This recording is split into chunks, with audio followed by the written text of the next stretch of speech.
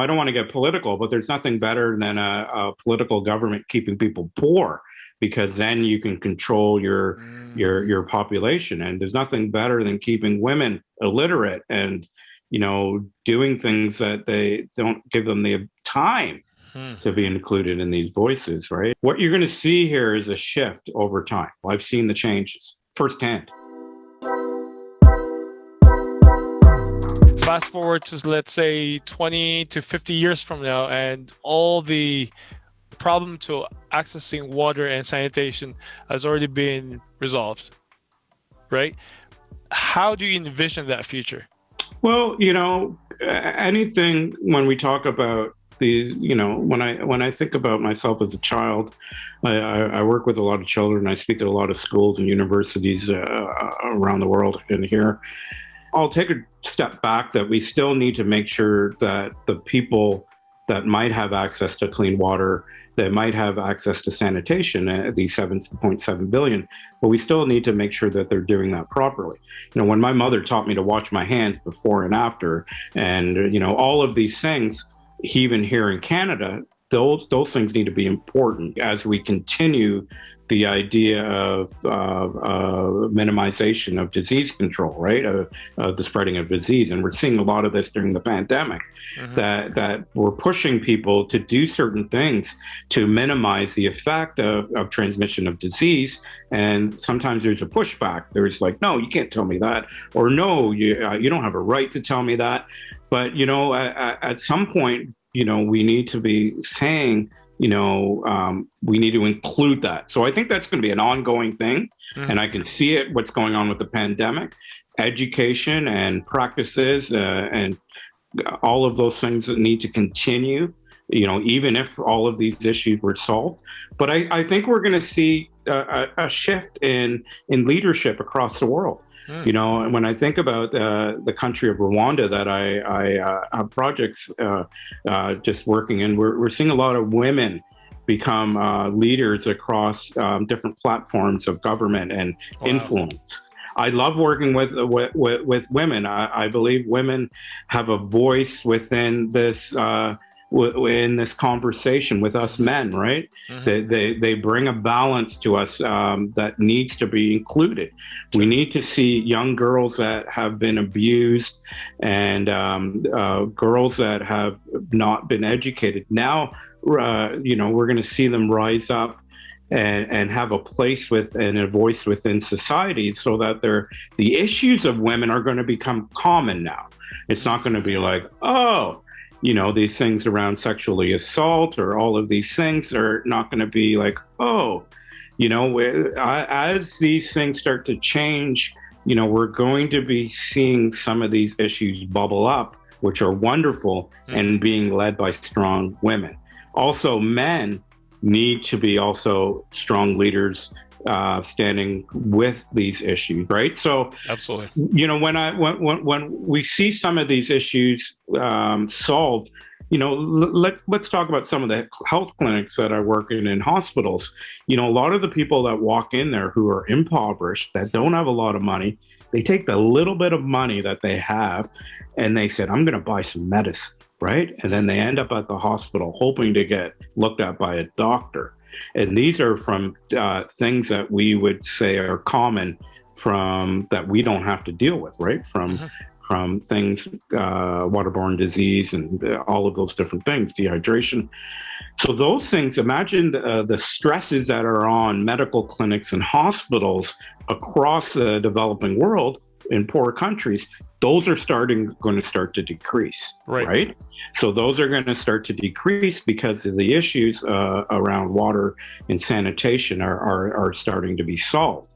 So the issues of children dying of dehydration, all of those things with diarrhea, all of those things with waterborne disease that are a huge issue on our lifespan and our health are now going to start to decrease, right?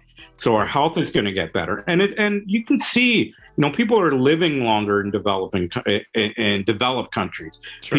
People are, we just celebrated yesterday my aunt's 90th birthday, right? When I was Wow. a child, I don't even know if I knew anybody who was 90, right? Happy birthday to her. So we are progressing, and you can see the progression of when you start to look at issues of water and sanitation.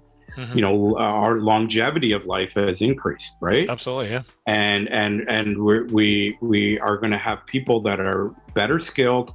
We're going to have people that have better knowledge. We're going to have people that are going to be able to take care of themselves better. We're going to have people that are going to give more to society, and we're going to see the advancement of humanity at a steeper rate. And to me, that's kind of where we want to get to. Take those small steps, and we're going to see that. And that's why it's important.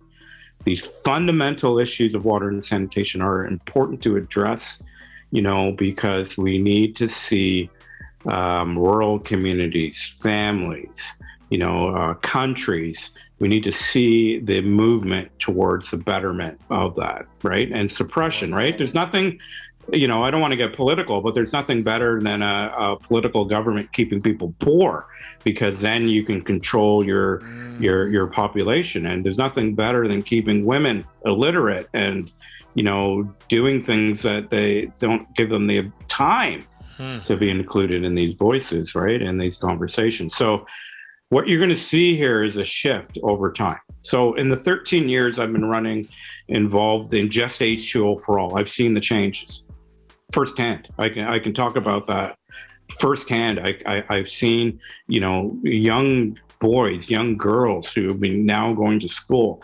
I've seen communities change. Like I've seen it in front of my eyes, and it's, it's really a wonderful experience and a driving force for me to continue to push, for me to continue to speak to leaders and people to say, you know what, you want to affect change.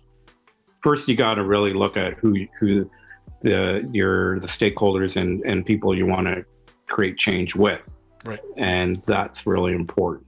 So we're moving in a direction that is good, but we need to focus on how we're doing it and what we're doing from a translation.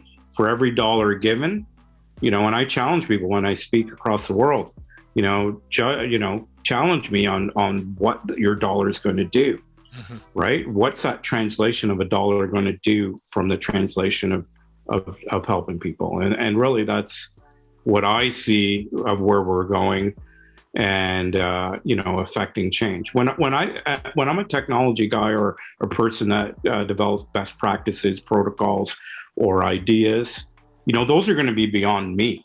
And I think when we think about leadership or we think about development of things, we need to say, well, let's think about it beyond us. And how do we think about that? Developing practices or ways of approaching things, or our approach of leadership goes beyond us, because it then becomes modeled. It then becomes repeated. It then becomes, there becomes a ripple effect that whatever you've decided, Jeffrey, on your approach and the way you've seen it can now be modeled by 10 people, 100 people, and 1,000 people. And I think that's where we need to say, our voice in this can have exponential impact, because it's just not me. Right. It's just not me. It's also taking some of those things that we want to create in terms of how we assess, how we include, how we determine the determinants of health, how we make, as an engineer, how we create solutions, and then say, this is the framework. Now, let's hand that off to somebody in a different country. Right? Let's model that somewhere else. And I think that's the power of leadership and good leadership, is to say, let's think forward thinking, futuristic thinking, and creating some of those frameworks. And I think we're going to win that way. I love that approach. It's definitely shows scalability and sustainability for the future. Yeah. I love it. I love it.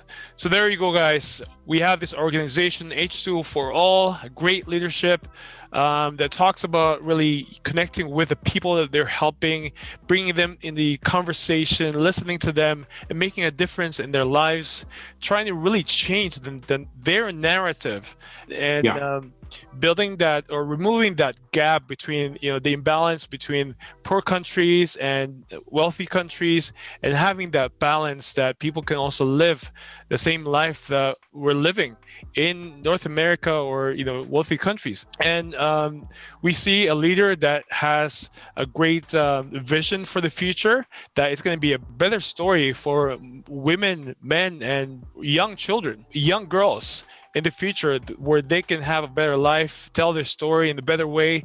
But yeah, let's help H2O for All. Let's help Tim Muttoo. Tim, if people want to get a hold of you, how can they do that? I'd love for anyone who wants to contact me. You can do it through our website, h2oforall.org. There's a contact link there. You can hit me up on LinkedIn if you're on LinkedIn, and you can find me there.